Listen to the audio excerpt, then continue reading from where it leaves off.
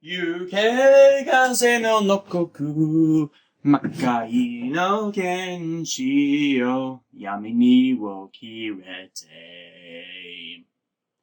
It's Halloween, everyone! You know what that means!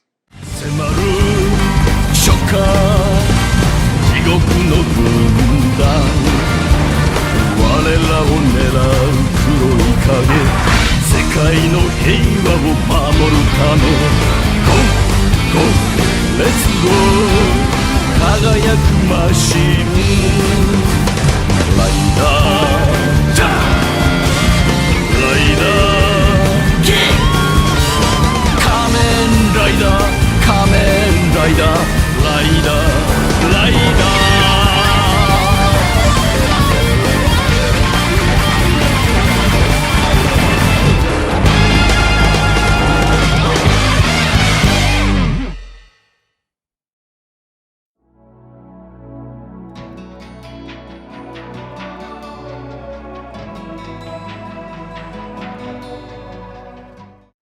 Yes, it's time to review more of Garo, Keita Amamiya's exciting adult demographic tokusatsu series. Before we begin, yes, I enjoyed Goldstorm Show a lot, as said in my Toku vlogs. Yes, I really need to watch Yami wo Terasumono, but having Masahiro Inoue in the show bought points with me as, despite the many critiques one could direct at Decade, I liked him as an actor and I liked his character, and I felt he got to stretch his acting muscles through the course of the show. Plus, for Decade haters, he was portrayed as an omnicidal maniac, so it was win-win all around. 通りすがってるだけで入っちゃってしまう。これは冗談じゃないんですよ。これガロの撮影やってる、相川翔さんの撮影やってる横にふわっと来たんですよ。はい。ここがガロの世界かと思って。だからもうこれにサインしろってその日持ってたカードをね。はい。なんで俺がディケードのカードをその日持ってるか。Hold on, Howl-oween, not so much. That series lost me pretty early into it, as it seemed, well, detached from the rest of the series. It's a problem that pops up the rare times that a series goes from live action to animated, as it's going from being limited to what can be reasonably depicted to how far can we stretch the spectacle now that we can depict things however we please. It might have tied together later, but I didn't care for it for the first 5 episodes I watched, though I intend to watch it again down the line. Anyways, Byakuya no Maju, translated as Beast of the White Knight, was a made-for-TV film released in December 2006, about 9 months after the conclusion of the first Garo series, which I reviewed last year. The film was released in 2 50-minute segments, split between the major plot points and it shows. It also directly leads off of the end of the TV series, so if it's not fresh in your mind, please consider going to watch the old reviews. With the death of Blip and YouTube content ID abuse concerning Japanese media, I'm hurting majorly for ad revenue. Our film opens by focusing briefly on an ominous stone with demonic characters rising out of it, before shifting to a girl on a street alone. She's a Makai priest in training who's out looking for Koga, who in turn is hunting horrors. 相手にするなら人間の女にしろ。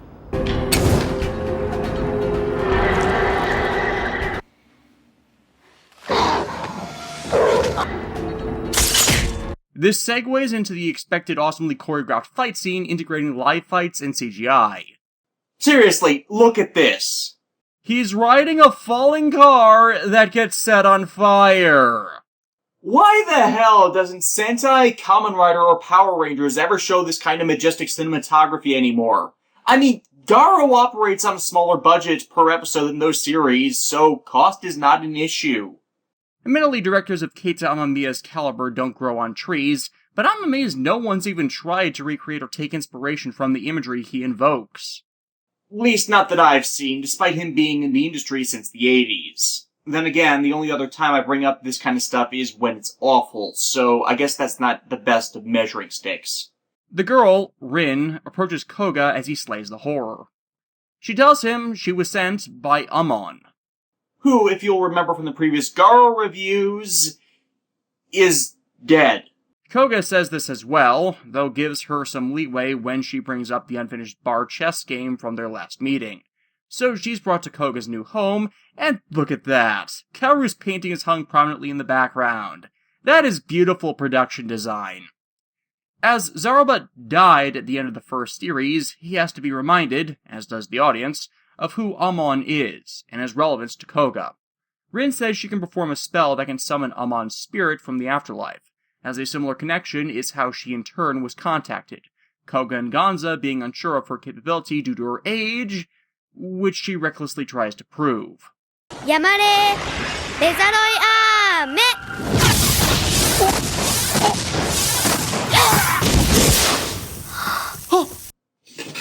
Oh shit!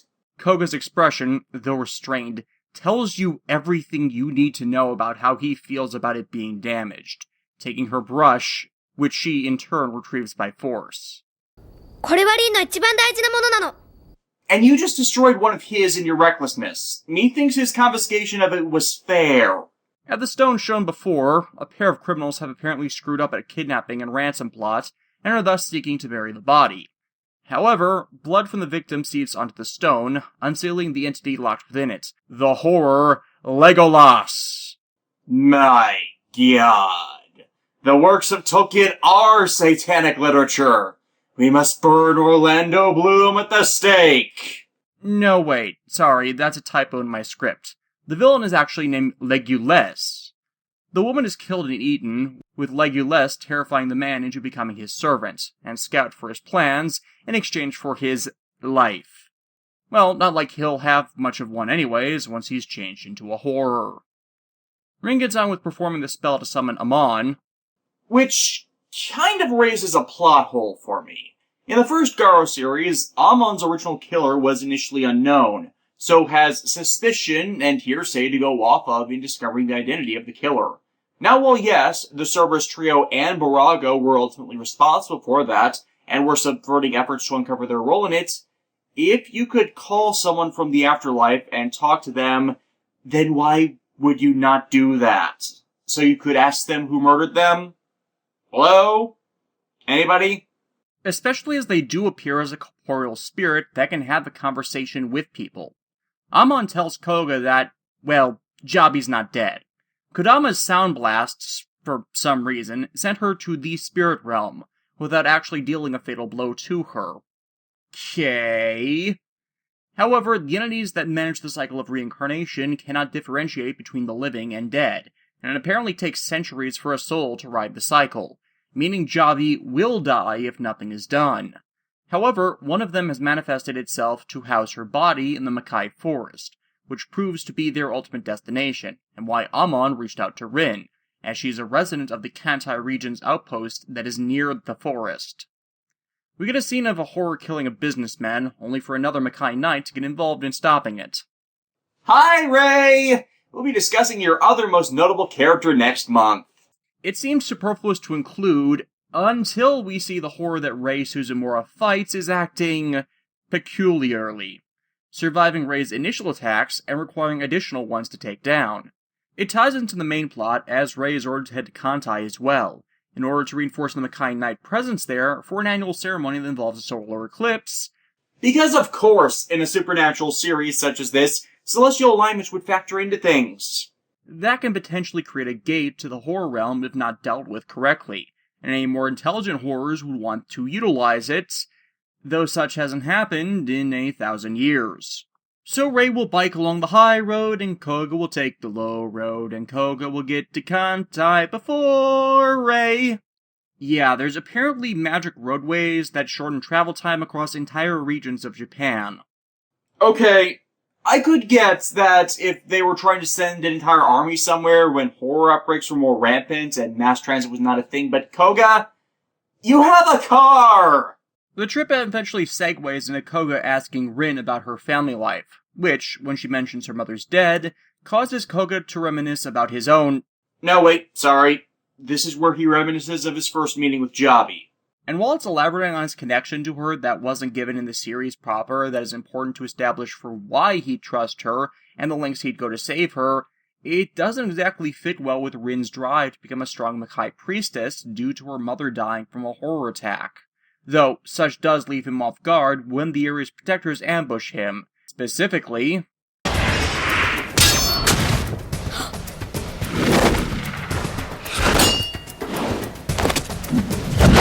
Meet Tsubasa, Reservoir Chronicles, and his stupid petticoat and bracelet Madogu Garuba, who refuses to let Koga by.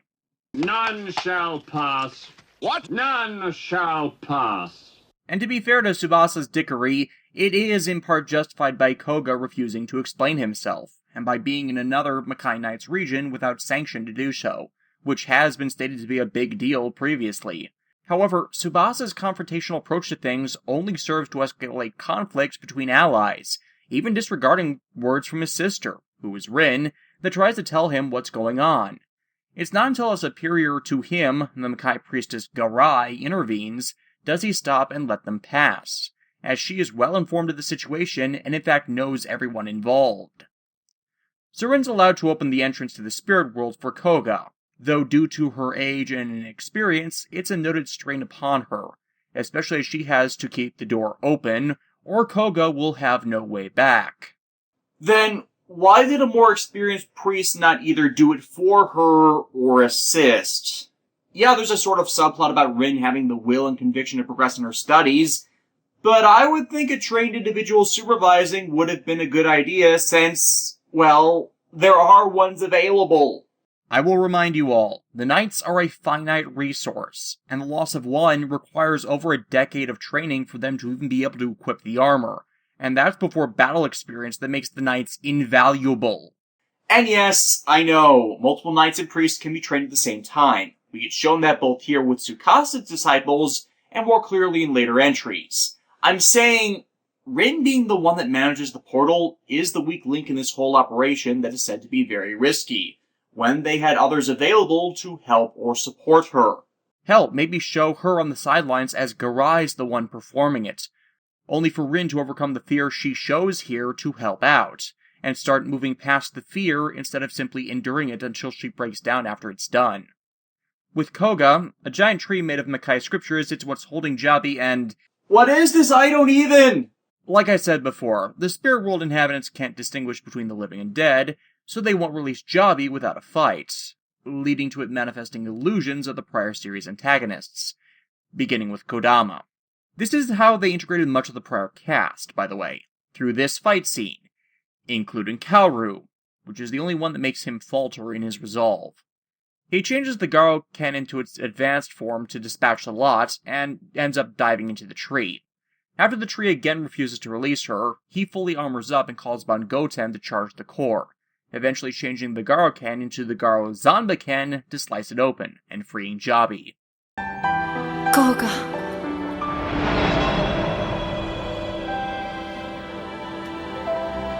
Attakayo. And I feel like I'm wearing something meant for Pamela Isley. They return, freeing Rin of the burden to maintain the gate, so now we can focus on the main villain. Specifically, Legolas.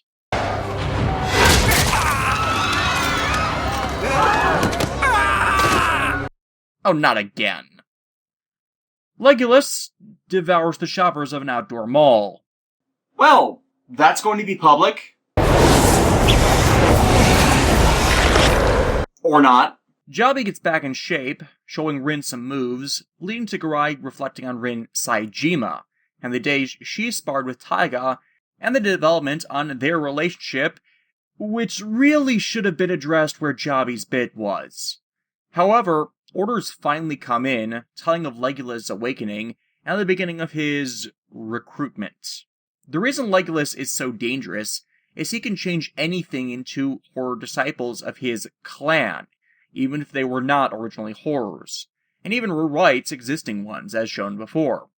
His goal is to open the aforementioned gate, which will free the rest of his horror clan from imprisonment. They can stop it, and steal the gate until the next time it's drawn the energy to open, by shooting the phosphorus arrow in their possession where the gate would form, and shatter the barrier that precedes its creation. Problem is, beyond ceremonial firing of it, it's not had to actually be used in centuries, as Legolas is apparently the only horror aware of this gate. Meaning, over time, the arrow's lost its ability to do the job.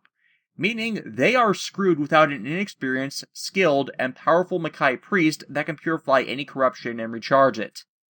And guess who they just rescued that can do the job? It makes Tsubasa Kurenai out to be even more of an asshole, especially as he sees Jabi as sheerly unnatural, a blight to even exist. Hey now, it's not her fault Yasue Sato is really, really hot, and you seem to be really attached to your phallic symbol of a staff. No, it's actually about her coming back from the spirit realm. Tsubasa's got this hate-on for anything that's outside of his worldview that, well, considering he deals with the unnatural on a daily basis, is a wielder of unnatural power, his sister is learning to cast unnatural magics, is commanded by a master of those magics, and seems to have no problem at all with Rei, it seems to make him out to be more of a dick than it really should. No, really, Rei's made some brief appearances because he took the long route to getting here, but there was a rather lengthy scene of Tsubasa Ozu and Rei getting along quite well. And I honestly like it, as it started showing Rei as a different person without the weight of his family's murder ruling his thoughts and actions, and how he might normally act to other Makai Knights without that driving him into antagonism like it did Koga. As a result, he ends up playing peacekeeper between them, and in part with Garai pulling rank, gets Captain Tsubasa to back down and let Jabi contribute. 私の心臓の鼓動を感じるだろう。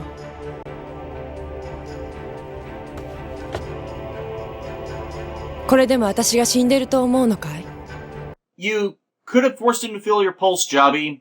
You didn't need to have him grope you. Then again, that in specific seems to make him very uncomfortable, so maybe that was intentional. So while Jabi works, everyone else goes on guard duty in the event Legolas's legion tries to attack them, the group splitting up in a way to hopefully not incite any incidents in the meantime. And sure enough, Legolas does have his minions assault them as night falls, and, I kid you not, go straight for the Darth Vader speech as they attempt, and fail to cut him down with their assorted blades. They could probably use an unlimited blade works right about now. They manage to hold him off long enough for Jabi to complete the restoration, Legolas choosing to leave, but not before injuring and poisoning Rin, and corrupting Garuba.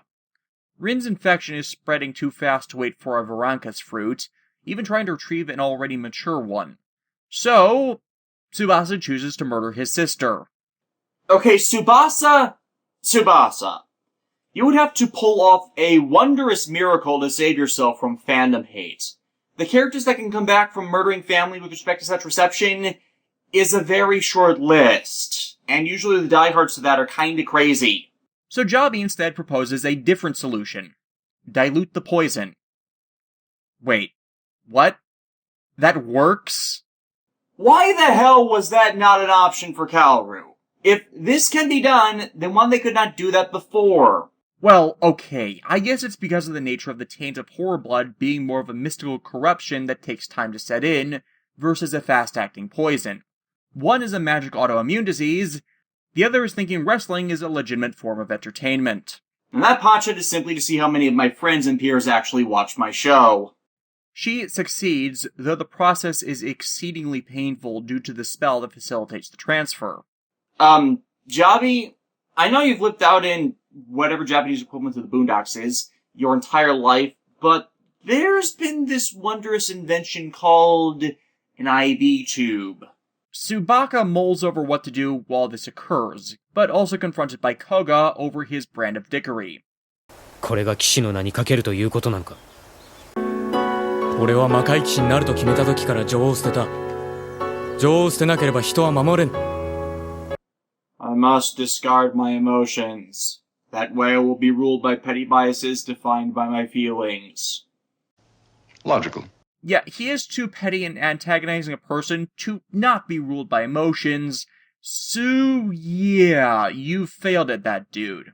Though as Rei notes, Koga lived under that ideal until recently, and it didn't exactly work out for him, and he came to learn that having someone to protect or a deeper reason to fight actually made them better and made them grow as people. お前にとって守りし者とは誰だ？誰よりも大切に思う者のことだ。その顔を思い、命を賭して戦える者のことだ。凛は大好きなお前を守りたいから。Jabi's ritual worked, meaning they are all set for the coming eclipse. And now the Madogu chooses this exact moment to let everyone know that Legolas tried to take possession of them, revealing Garba's corruption, when they should have been informed of this right after the battle. What the hell? As this is revealed right as Tsubasa tries to make up with Rin, it means that Legolas manifests and kidnaps her so as to buy time for the eclipse, on top of swiping the arrow. Really? I thought it was the real world that ended. Or does the world ends with you? Legolas heads for the stone he was previously imprisoned in, as, apparently, he was sealed right under the gate center. Yeah, convenient. But they're all taking a shortcut, meaning the world goes sideways. Yeah, me praising Amamiya's direction at the beginning of this video, this is the opposite side of that coin. You all know the speeder scene from Return of the Jedi, how it made it look as if they were really dashing in and out of the forest, despite a lot of green screen and composite shots that need to create the illusion? Imagine that done, except remove the invoked illusion. It is quite obvious this is modeled against a green screen for the most part, with periodic integration of a slight bit of parkour with a tilted camera. It's quite jarring, in my opinion, and the sequence goes on far too long when it is so obviously fake it breaks suspension of disbelief. And it's not like I haven't seen this kind of thing done successfully in live action. Aside from Star Wars, well, Sam Raimi's known for this thing. But the reason it worked in the Evil Dead movies was it was so rapidly paced, your brain is tricked into skipping over the details, whereas here, you are flooded with them. This is honestly worse than the excessively long final battle with Kiba atop the Horus Stargate at the end of the last series. Why am I the only one that doesn't like that scene? They eventually exit the forest, Legolas demanding they not interfere, or Rin will die. But naturally, that's not happening. Jabi given priority to saving her, while the three knights triple team the horror. And I would be foolish to not show them armor up like this.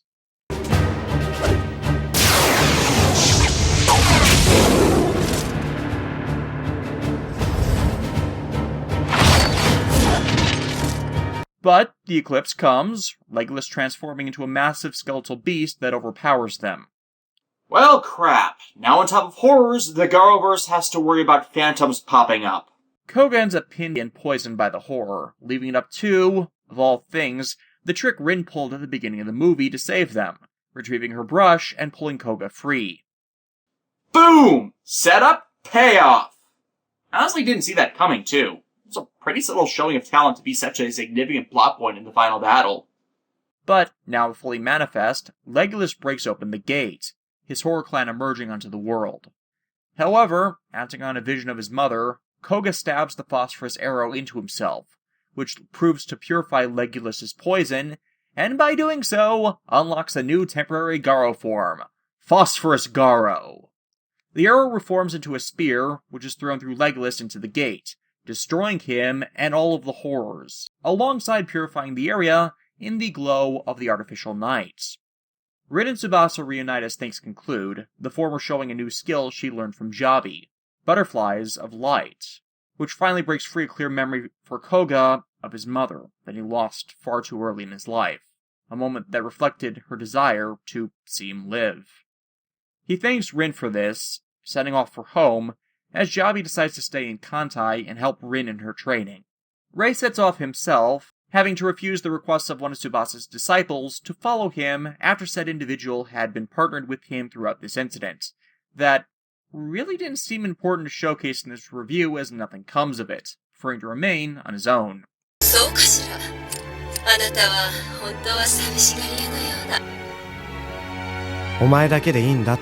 You know, there are worse relationships than one with a sentient piece of jewelry. Your girlfriend could be turned into a head protruding out of a stone slab, for example. As for Koga, upon returning home, he finds Kaoru's painting has been mended in full, which can only mean one thing.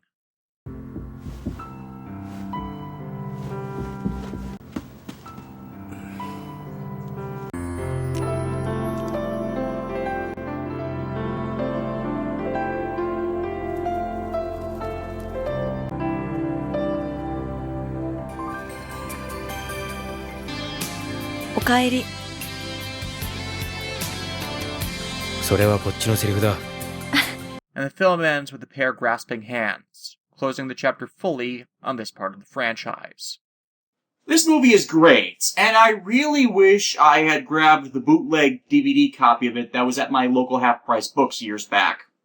While a film epilogue for a series hasn't been that unusual a thing since Toei started up the Sentai Versus movies in the 90s, a full cast-collected movie of this nature, with it focused fully on the protagonists of that show, is a bit more rare.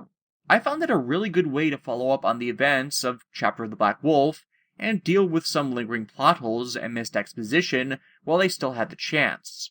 Despite a few logical hiccups, and excluding the dive through the forest, there aren't any outlying story problems. Simply some fridge logic for the main show that we weren't aware were things when that show ran. That can be the problem with some series focused around magic or mystical elements. When you use some type of magic in one situation, it becomes a question of why that wasn't used in another similar one. The blood poisoning thing was the big outlier there for me, since Chapter of the Black Wolf had a big focus around the cure for horror blood poisoning not being well known or well accessible, and that Jobby's little transfusion thing may have had an effect on, considering how it's used here. However, even when watching it in its movie cut, it's easy to see where it had been split up for its original TV broadcast, though in my mind it does work. The climax of the first part, which would have fallen in the center of the second act, being used masterfully to pay off needed elements that were teased or introduced in the second half. Honestly, it almost feels as if it could have been divided up into a 4-part concluding arc for the show. Legolas unfortunately suffers the same problems as many of the horrors do, talked up, but little to him. They're primal evils, so their motivation is basic and their characters shallow. Even the backstory for him is honestly just kind of generic. The only thing that's an outlier being a sense of kinship or camaraderie with his horror clan, but that can just be seen, by how he creates and uses them, as extensions of himself. From that perspective, reclaiming his clan from beyond the gate can be seen as him seeking to retrieve a facet of his power he was severed from and sealed away. The way to deal with that then is keep the rest of the cast character-driven and interesting, and to show this being constantly as being a powerful threat regardless of this, that is still cunning and competent, which the horrors usually do show themselves as. It's all a checks and balances thing, really. The expansion on Koga's familiar life and physical ties worked to inform his stoicness that had turned more into a reserved person while he continues to do his duties, and there's a showcasing that he's more willing to get invested and care more about events, that continues his arc from the show. We sadly don't get much of Rei this time, and he'll otherwise be absent from the following entries until Makai Sankey. But his supporting role in scenes of camaraderie with the other knights do show a side of him that are likely what ended up having him drawn back in when the series got its second shot at life. 'Cause unfortunately, Garo did not have the figures at the time to be a big success, and was not renewed past doing this movie. Which is sad as, overall, the series is really good.